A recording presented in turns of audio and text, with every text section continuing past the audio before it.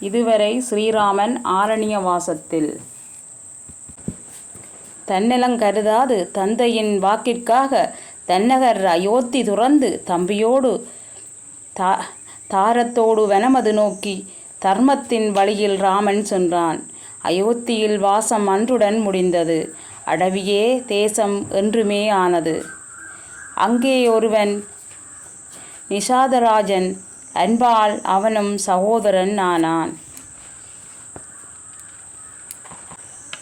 அருந்தவ முனிவர் ஞானிகள் அனைவரையும் கண்டு அகம் மகிழ்ந்து அக்காட்டிடை சித்திரகூடம் தன்னில் அழகிய இருப்பிடம் அமைந்துமே வாழ்ந்தனர். வந்தான் பரதன் அண்ணனை தேடி தந்தை இறந்தார் எனும் துயரோடு. சிந்தை தளர்ந்த ராமன் தானும் மந்திரமோதி தர்ப்பணம் செய்தான். திரும்பிட வேண்டும் அயோத்திக்கு என்று திருவடி பற்றி பரதன் வேண்ட திரும்பிட மறுத்த ராமன் தனது திருவடி பாதுகை கொண்டு சென்றான். பரதன் வந்து சென்றதன் பின்னர் பக்கமானது அயோத்தி என்று பல காதங்கள் கடந்து சென்று பஞ்சவடியில் ராமன் இருப்பிடம் கொண்டான். பறவைகள் அரசன் ஜடாஜு என்போன் பஞ்சவடியில் ராமனுக்கு துணைவன் ஆயினன். பஞ்சவடி தன்னில் வாழும் வேளையில் பகையாய் வந்தனள் சூர்பனகை என்பாள். ராவணன் தங்கை கொண்ட சினமது ராமன் வாழ்வில் புயலாய் வந்தது. ராவணன் செய்த சூழ்ச்சி வெல்ல ராமன் வாழ்வை துயரம் சூழ்ந்தது.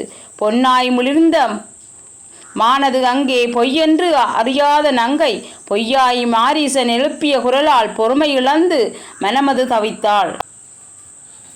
அண்ணனை தேடி இலக்குவன் சென்றான். அருந்தவத்தோனாய் ராவணன் வந்தான்.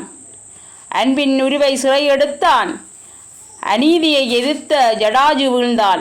தம்பியும் தானுமாய் திரும்பி வந்து தன் இல்லத்தில் தேடிய ராமன் தன்னவளை காணாது வனத்தில் திரிந்தான். தனது வழியில் ஜடாஜுவை கண்டான். சிறகை இழந்து தரையில் கிடந்தவன் சிறை கொண்டான் ராவணன் என்றே சிந்தை கனக்க கூறி இறந்தான்.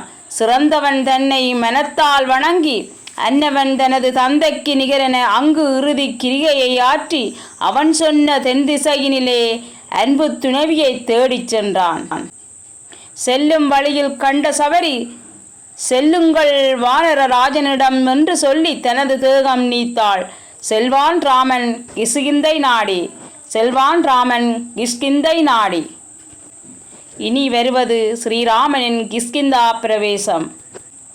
வானவரும் போற்றும் வலிமை உடையவன், வாகனத்து இந்திரன் தந்தையாய்க் கொண்டவன், வாலி என்பவன் தலைமையின் கீழ் வானவரர் வாழும் கிஷ்கிந்தை ராஜ்யம்.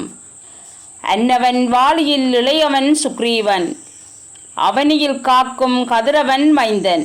அண்ணனும் தம்பியும் கருத்தால் வேறுபட அண்ணனுக்கு அஞ்சி ஓடினான் தம்பி.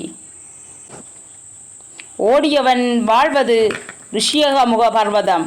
வாடியவன் அங்கு வாழ்வதற்கு காரணம், தேடி அவ்விடம் வாலி வந்தால் நாடிடும் மரணம் வாலியை நிச்சயம் என்னும் உண்மை தந்த பலத்தால் தன்னுடைய அமைச்சர் நால்வரும் துணையாக நன்மையை நாளும் எதிர்பார்த்து மன்னவன் சுக்ரீவன் வாழ்ந்தான் அங்கு.